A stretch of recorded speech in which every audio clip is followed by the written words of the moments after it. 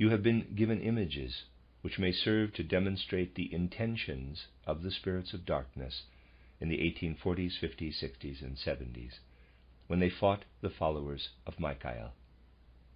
These spirits have been down here among human beings from the autumn of 1879. They have failed to achieve their aims. Spiritualism will not become the general human persuasion.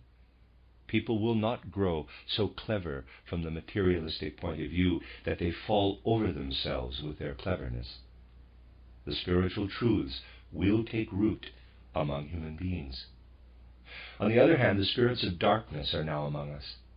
We have to be on guard so that we may realize what is happening when we encounter them and gain a real idea of where they are to be found. The most dangerous thing you can do in the immediate future will be to give yourself up unconsciously to the influences which are definitely present. For it makes no difference to their reality whether they are recognized or unrecognized. It will be the main concern of these spirits of darkness to bring confusion into the rightful elements which are now spreading on earth, and need to spread in such a way that the spirits of light can continue to be active in them. They will seek to push these in the wrong direction. I have already spoken of one such wrong direction, which is about as paradoxical as is possible. I have pointed out that while human bodies will develop in such a way that certain spiritualities can find room in them, the materialistic bent, which will spread more and more under the guidance of the spirits of darkness, will work against this and combat it by physical means. I have told you that the spirits of darkness are going to inspire their human hosts, in whom they will be dwelling, to find a vaccine that will drive all inclination toward spirituality out of people's souls when they are still very young. And this will happen in a roundabout way through the living body. Today, bodies are vaccinated against one thing and another. In future, children will be vaccinated with a substance which it will certainly be possible to produce, and this will make them immune so that they do not develop foolish inclinations connected with spiritual life. Foolish here, of course, in the eyes of materialists.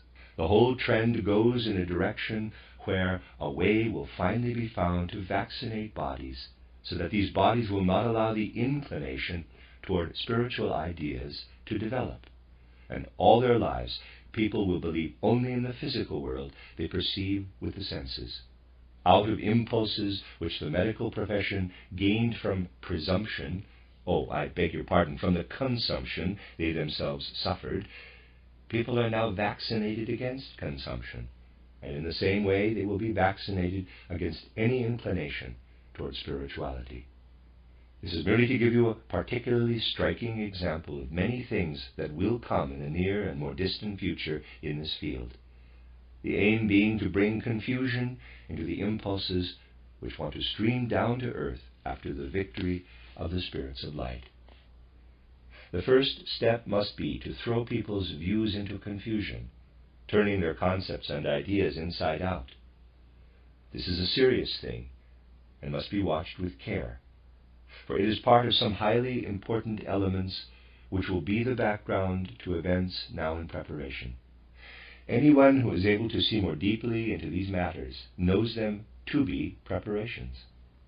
It would be good if many people could realize the extent to which they are under illusions, for it was the ideal of the spirits of darkness before 1879, and has been even more so since they walk among us in the human realms since 1879, to spin a web of illusion over human beings and into human brains, and let illusions stream through human hearts. It is necessary to take these things with profound seriousness, and not apply to them the concepts and ideas which people have been in the habit of using as their criteria.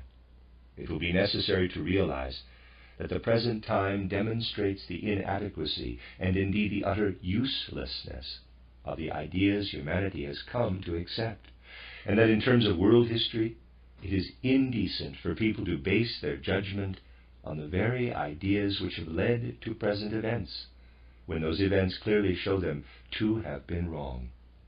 Do people think they can cure the ills of the present time by applying the same principles which have brought them about? If so, they are utterly deceiving themselves. Humanity has a certain sum total of cultural achievements which come from older times. These are now being used up. Every day brings evidence of their being used up, without anything new taking their place. The events in which we are caught up today indicate where humanity stands now.